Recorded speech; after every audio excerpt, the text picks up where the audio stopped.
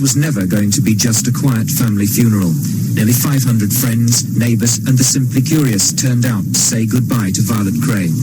Some of her family have been described as the most evil villains London has ever known. To 72-year-old Vi, they were and remained sons who needed love and affection. She called the Kray twins Ronnie and Reggie, now serving life for vicious gangland murders, my lovely boys, and faithfully visited them all over the country. In the shadow of the council flats that had been the family home for 15 years, their floral tributes, roses on chrysanthemums, rested among 300 other wreaths, including one display of red and yellow carnations and lilies, signed simply from the boys in Parkhurst. There were more flowers from film stars, underworld figures, and an ex-great train robber or two. One of Vi's ex-neighbours, Ellen Clement, remembered her with respect. I know her as a neighbour, next neighbour, and I used to meet her almost every Sunday getting her paper, and to me she was a very fine woman. And she had more energy, and I was so surprised it happened. She had more energy in her than lots of these youngsters. She used to really, walk quickly, run along the street. And she always asked after my son and my grandchildren. She didn't even know him. She was a fantastic woman. Half an hour late, the cortege wound its way through the East End the Krays knew so well 13 years ago, to the little Chingford old church, now swamped by this unaccustomed congregation and publicity.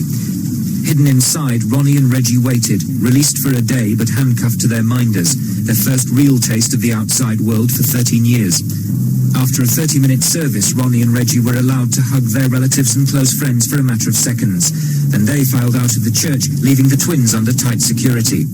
10 tense minutes later, as the security cordon tightened around the little Chingford church, out of a back door came a diminutive Reggie Kray, dwarfed by his guards on either side. And a few seconds later, his bespectacled twin brother Ronnie. The short walk down the side of the church was their final breath of fresh air. They weren't allowed to go to the graveside, but were whisked back to their separate prisons, Ronnie to Broadmoor, Reggie to Parkhurst.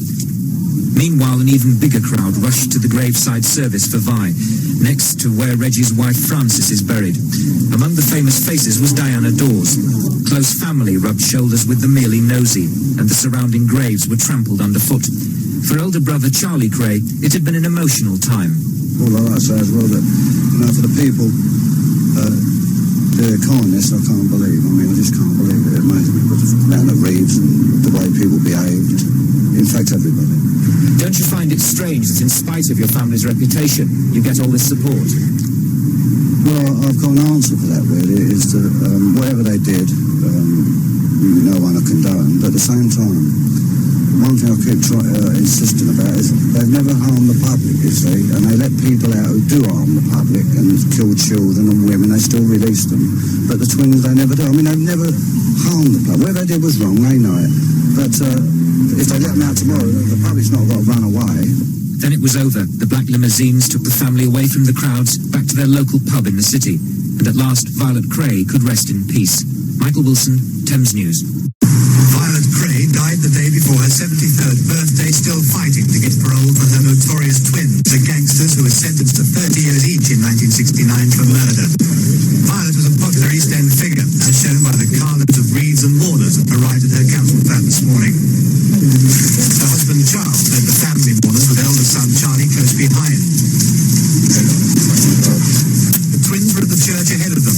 Ronnie was first, now classified as criminally insane, serving out his sentence in Broadmoor, where he paints and writes poetry. Then came Reggie, also handcuffed in maximum security wing at Parkhurst, where a few months ago he tried to kill himself. Among the wreaths, one from train robber Buster Edwards and his family, and one from Charlie Kray, praising his mother's loyalty and devotion. Another from the boys at Parkhurst, Reggie's present companions. Hundreds of wreaths, all of them taken to the church. Armed robber John McVicker, once regarded by the police as Britain's most wanted man, was there in person, and so was Diana Dawes, who went to visit Ronnie in Broadmoor at his mother's request. It was said that Violet didn't know until the trial the extent of her son's criminal activities. Charlie Kray was sentenced to 7 years for an accomplice to murder at that trial, which ended the brothers' reign as kings of the London underworld in a period which had seen murders, namings, racketeering and inter-gang feuding that many sides of East End society turned up today.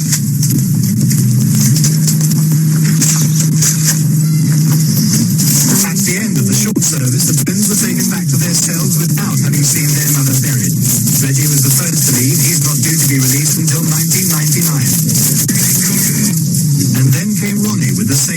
security. Both men have recently won certificates behind bars for religious knowledge.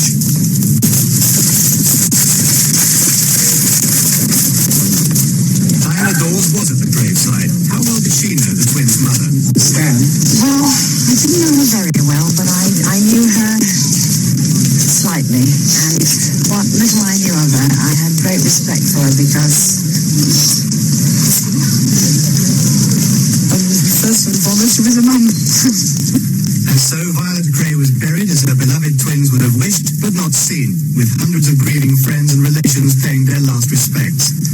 And another chapter in this extraordinary family history was closed. Jeremy Hands, News at 10, Chingford, East London.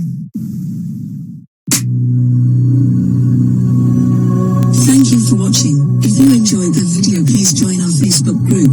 It's called Krays Crime Lords of London. We're a friendly moderated group with over 1,000 Kray and other celebrated gangster videos available for view. There's also thousands of images in the photos sections. The link for the group is in the YouTube description section. I hope we see you there soon.